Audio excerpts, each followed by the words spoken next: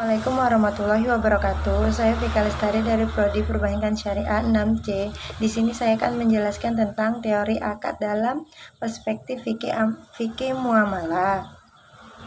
Apa pengertian akad? Akad secara bahasa berarti sambungan, janji, dan mengikat. Akad menurut pendapat Wahbah al-Suhaili, akad adalah ikatan antara perkara atau ikatan secara nyata maupun secara maknawi dari satu segi maupun dua segi.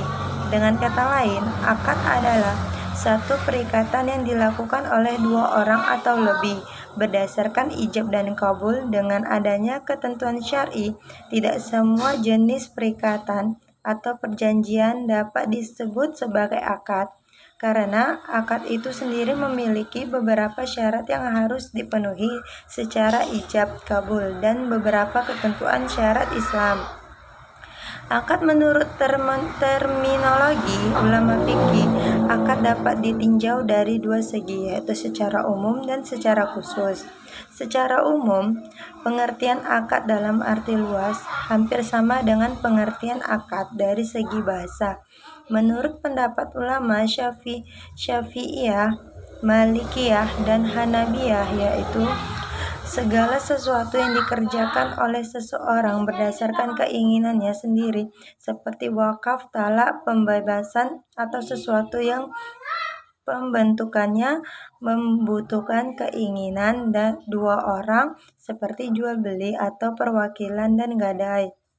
Pengertian khusus, perikatan yang ditetapkan dengan ijab kabul berdasarkan ketentuan syara yang berdampak pada objeknya.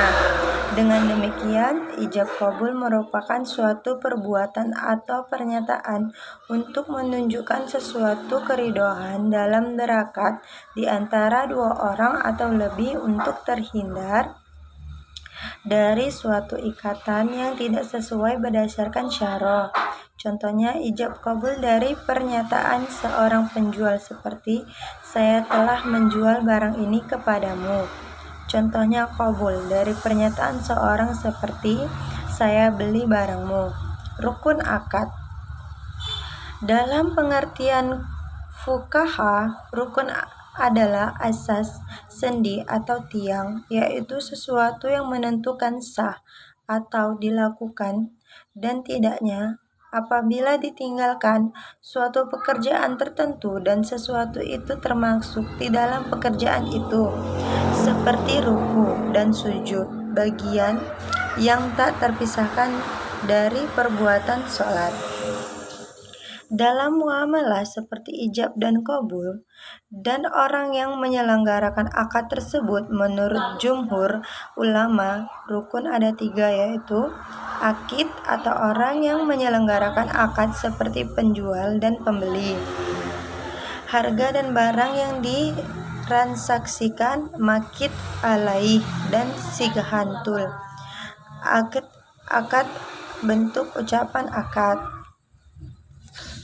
Ijab kabul adalah ungkapan atau ucapan atau sesuatu yang bermakna demikian yang datang dari orang yang memiliki barang.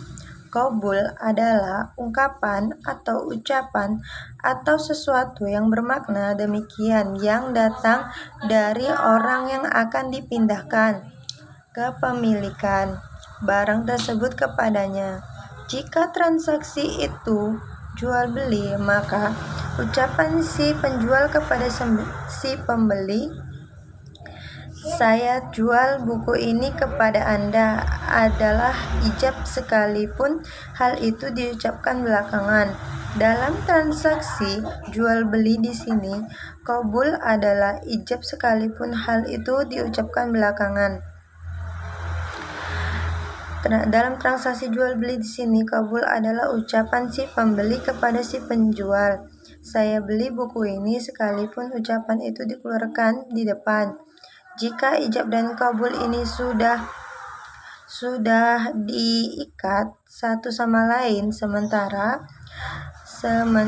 keduanya diucapkan oleh orang yang sehat, akalnya, maka akan terjadi perubahan status hukum ke atas barang yang diselenggarakan. Akad atasnya atau dalam hal ini adalah buku yang dijual.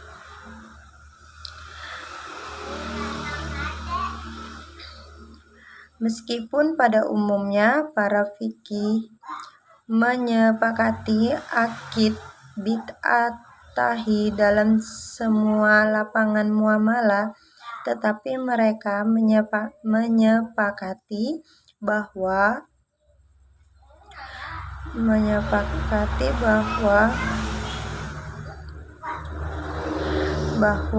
untuk kawin atau jawaj dikecualikan. Hal ini disebabkan karena kawin merupakan hal yang agung dan sakral dan memiliki konsekuensi abadi pada pihak wanita. Karena itu diperlukan kehati-hatian dan kesempurnaan dengan menjadikan ucapan sebagai bukti terkuat untuk mengekspresikan kehendak. 1. Orang yang menyelenggarakan akad atau akidain. Pihak yang menyelenggarakan akad ini dapat sebagai pembeli atau penjual atau yang memiliki hak dan yang akan diberi hak.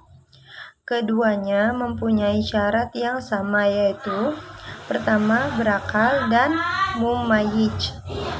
Berakal di sini adalah tidak gila, sebagai mampu memahami ucapan orang-orang normal. Mumayyiz artinya mampu membedakan antara baik dan buruk, antara berbahaya dan tidak berbahaya, dan antara merugikan dan menguntungkan. Dalam keadaan tertentu, banyak dijumpai hambatan-hambatan psikis atau fisik yang membuat orang tidak dapat melakukan transaksi atau mengurangi kapabilitasnya untuk menjalankan transaksi. Sedangkan rukun akad sendiri merupakan sesuatu yang ada di dalam akad yang mempengaruhi sah tidaknya suatu akad. Ulama Hanafi berpendapat bahwa rukun akad itu adalah ijab dan qabul, seperti akid atau orang yang berakad. Seperti penjual dan pembeli, akid adalah pihak-pihak yang melakukan transaksi. Akid dalam fikih memiliki dua syariat. Yang pertama, ahliyah. Orang yang dianggap cakap melakukan transaksi. Yang kedua, maqud alaih, yaitu suatu yang diakadkan, baik berupa harga atau yang dihargakan. Maqud alaih memiliki beberapa syarat barang yang diakadkan, yaitu harus ada ketika akad dilakukan, harus berupa mal mutakawim, harus dimiliki penuh pemiliknya, bisa diserah terimakan, dan berupa barang yang suci atau tidak najis. C. Ijab qabul adalah ungkapan yang menunjukkan kerelaan atau kesepakatan dua pihak yang melakukan kontrak atau akad ijab qabul. Menurut ulama fikih memiliki beberapa syarat, yaitu adanya kejelasan maksud dari kedua pihak, adanya kesesuaian antara ijab dan qabul berurutan, adanya satu majelis dan tidak ada penolakan. C. Syarat-syarat akad. Dalam syarat-syarat akad ada beberapa macam akad, yaitu syarat terjadinya akad, syarat memberikan, dan syarat keharusan. 1. Syarat terjadinya akad. Syarat terjadinya akad adalah segala sesuatu yang disyaratkan untuk terjadinya akad secara syara. Jika tidak memenuhi syarat tersebut, akad menjadi batal. Syarat ini terbagi menjadi 2 bagian. Saya akhiri penjelasan dari saya. Assalamualaikum warahmatullahi wabarakatuh.